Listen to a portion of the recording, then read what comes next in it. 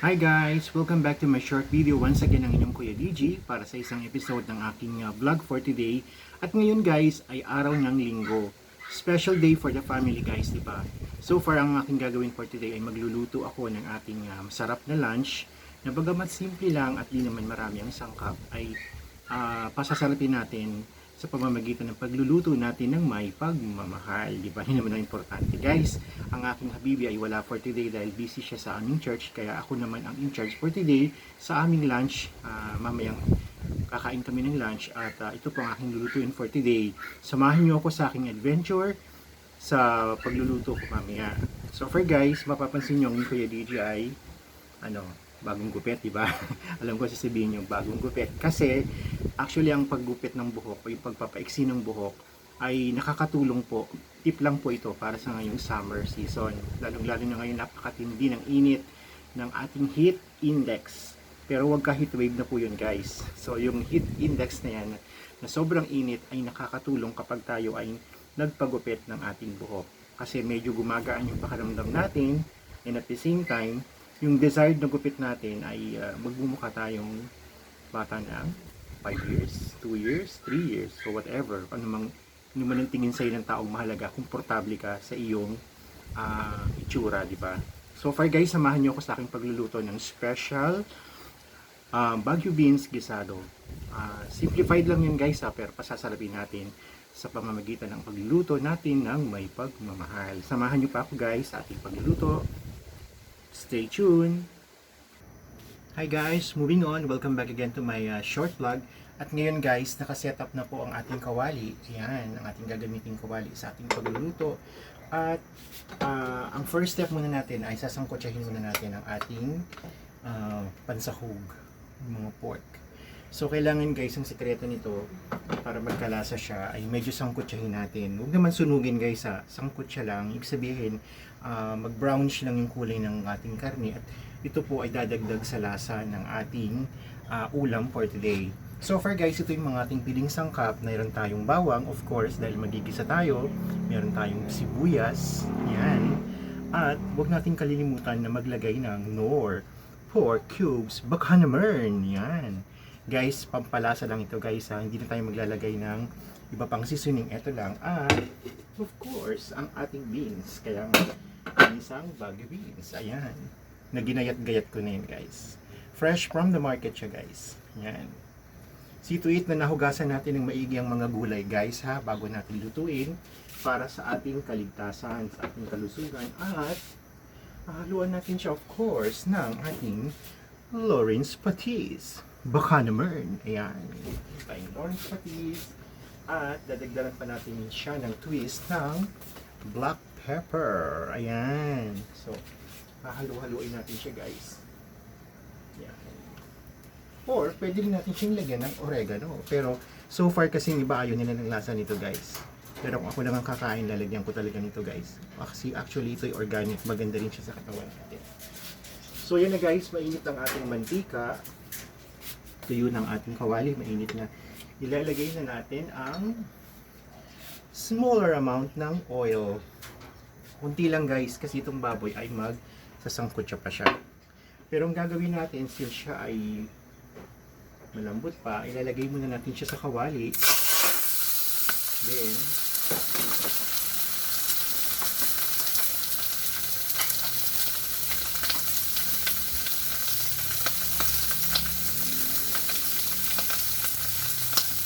lagyan lang natin siya guys ng konting tubig.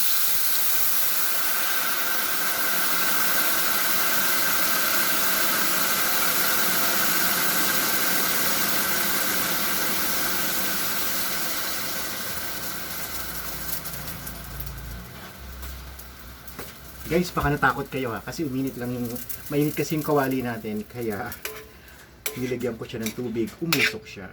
Talagang ganun guys, kapag sobrang init at bigla niyong bubuhusan ng malamig, talagang uusok. Kaya nga guys, hindi advisable yung galing tayo ng arawan, tapos iinom tayo agad ng malamig na tubig, yung agad-agad ha. Wag na wag natin gagawin yun guys, kasi marami na po ang nangyari na after nilang uminom ng malamig na tubig na halos nagyayelo, dahil guys talagang yun naman talagang masarap sa pakiramdam natin, pero hindi natin alam ito pala ay masama sa ating mga nerves. Alam nyo ba yung nerves, mangyayari sa nerves natin, mapapasma yun, biglang uurong. So magiging cause ng ating stroke. So iwasan natin na uminom agad-agad ng malamig na tubig pagkagaling natin sa labas, lalo't mainit. So ipahinga muna natin ang ating mga sarili ng mga 20 to 15 to 20 minutes at huwag nating bibiglain guys uminom ng malamig na malamig. Although masarap siya sa katawan, sa pakiramdam, pero hindi natin alam, masama yan sa kalusugan natin. So tip lang po yun guys, pero hindi yan ang topic natin for today ha, tayo nagluluto. Yan. So pakukuluan natin siya guys. Ang reason kung bakit natin siya pakukuluan bago natin siya lagyan ng mantika ay para masigurado natin na malambot ang ating sahog for today. Although sabi ko nga sa inyo, pag kami bumibili kasi ng baboy, dati po kasi guys, kung hindi nyo po naitatanong, kami po ay nagba-barbecue. So, si Habibi ay sanay na sanay sa pagbili ng mga kung anong klaseng baboy, ayan, kung anong klaseng magandang laman para i-barbecue. Kasi guys, kapag hindi tayo marunong pumili ng laman ng baboy at tayo ay nagluto o nag-barbecue, lalo't-lalo na paninda po natin, malulugi po tayo, hindi tayo kikita kasi doon na po pupunta lahat ng ating budget sa baboy. So kung marunong tayo pumili ng baboy, magtimpla at gumawa ng presentation sa ating ginagawa, ay mapapaayos po natin ang ating simpleng negosyo. Kaya lang guys, ang sinuko namin doon, kasi nga family business lang, almost 3 lang kami, ako, si Habibi, tsaka yung anak namin. Kumbaga, hindi namin kinaya kasi unang-una, lalo na ngayon, nagmahal na naman ng baboy. That time kasi guys, pandemic. Tapos limited pa yung oras natin. Pagdating ng ganitong oras, dapat nasa bahay na, ng 6 o'clock nasa loob na ng bahay. So, limited din ang income natin. Hindi naman tayo pwedeng magtaas guys kasi ano pa at sino pa ang bibili sa atin kapag tinaasan pa natin. Ang tao ngayon, almost lahat naman tayo ngayon ay conscious sa budget, diba? So, iniisip natin kung saan tayo makakatipid na hindi naman magsasuffer ang quality ng ating pagkain. So, tips ko lang sa inyo once again, kapag bibili tayo ng baboy, yung part na malambot, kung hindi naman talaga kailangan, huwag yung damihan guys. Lalo na kung ilan lang naman tayo kakain sa bahay. Kasi sayang naman, lalo ngayon maintang panahon, napapanisan tayo ng mga pagkain. Unahin na natin yung kanin guys. Lalo na kapag mainit, madaling mapanis ang kanin. Kaya hindi advisable magsaing ng napakarami. Dapat yung tama lang sa pang lunch natin. Yung bawa kung lunch tayo. At kung may maiwan man, konti lang. At kung maubos man, okay lang kasi magsaing na lang tayo ulit pagdating ng dinner. Para walang sayang guys, di ba? Kailangan tayo ay makamaraan, matipid, di ba? So, yun guys. Antayin natin siyang kumulo hanggang sa maubos ang kanyang tubig.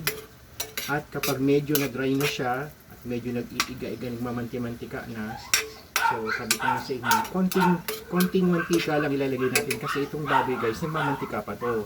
So kung dadagdagan nyo pa ng mantikang marami, eh lalawoy na siya sa mantika. Hindi rin naman maganda sa kalusugan. Nakakaumay sabi nga nila.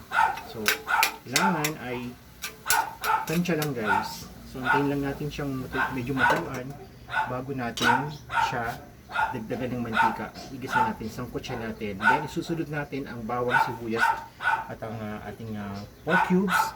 At pagkatapos po niyan, ihulog na natin ang ating gulay. Ang gulay natin guys ay hindi naman kailangan natin ng maraming tubig kasi actually ito guys ay magtutubig pa siya.